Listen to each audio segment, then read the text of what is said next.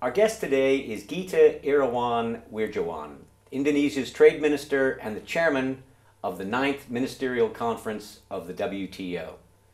Minister Gita has degrees from the University of Texas, from Baylor University, and from Harvard's John F. Kennedy School of Government. He's been an investment banker, he's chaired Indonesia's Investment Coordinating Board, and he's the founder of the Ancora Foundation, a philanthropic organization dedicated to lighting a fire in the minds of Indonesia's young through better education. He's an extremely good golfer and a brilliant piano player. We welcome today Minister Gita Wirjawan. Welcome, Minister. Thanks, Keith. Nice to have you with us. Happy to be here. Let's talk a little bit about MC9. Okay. Where are we in terms of the preparations for this ministerial, both substantively and logistically? I think logistically, we're ready, and we've been coordinating with everybody within the WTO in terms of the preparatory steps that should have been taken and should be taken between now and December. I think we're going to be ready from a logistical standpoint now. Substantively, this is, I think, the more interesting part, where on each one of the three agenda items that we've got to basically come to a landing on. I think there's been movement, there's been a deceleration, there's been basically stoppage, but we're optimistic as host, and we've been engaged in conversations with all members at various points in the last few months, and with the hope and view that to the extent that there is polarization on one or two topics between, two groups or more, we can have a better understanding by, many of these people. So we're optimistic on the substance. We're also optimistic on the logistics. It doesn't mean that there isn't one or two issues that will be easy to deal with. For example, the issue on agriculture. This is something that you and many people at the WTO have been aware of, and this is something that we have been engaging ourselves with increasingly in the past few weeks, and hopefully in the next few weeks. As chair, how do you see your role in the lead up to Bali, and what will your role be at the ministerial conference itself?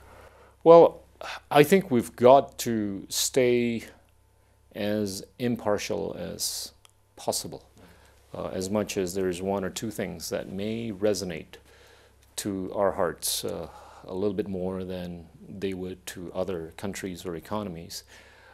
We are a developing country, Indonesia. We are a growing developing country.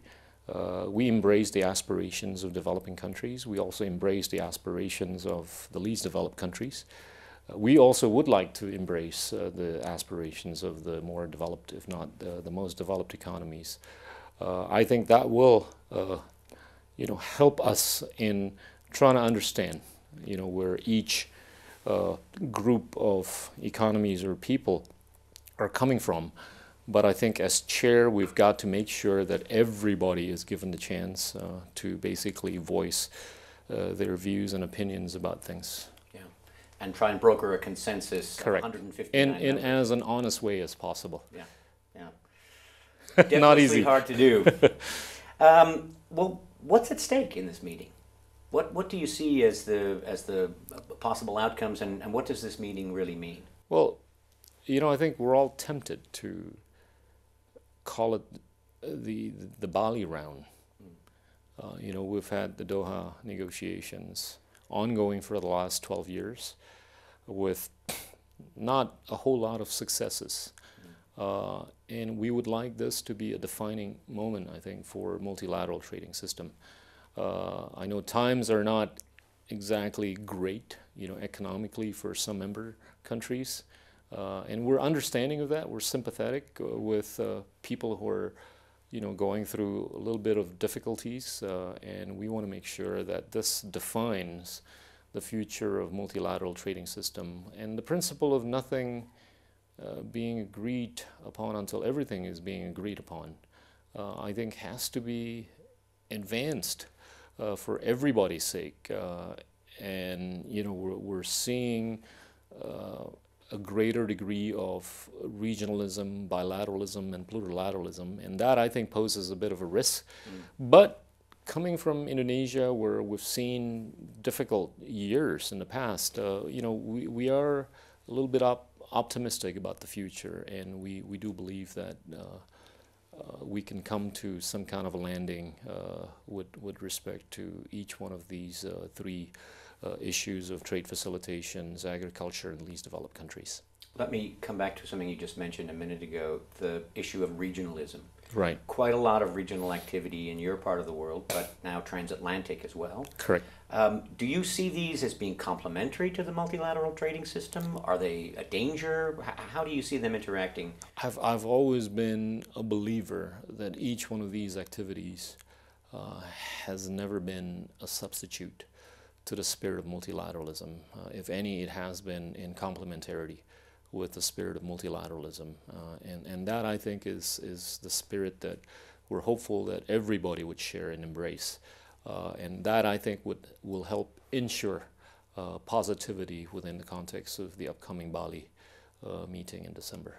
You mentioned a little bit about Indonesia's profile in the trading community. What does this meeting mean for Indonesia specifically? Are there any benefits for the country? It means a lot.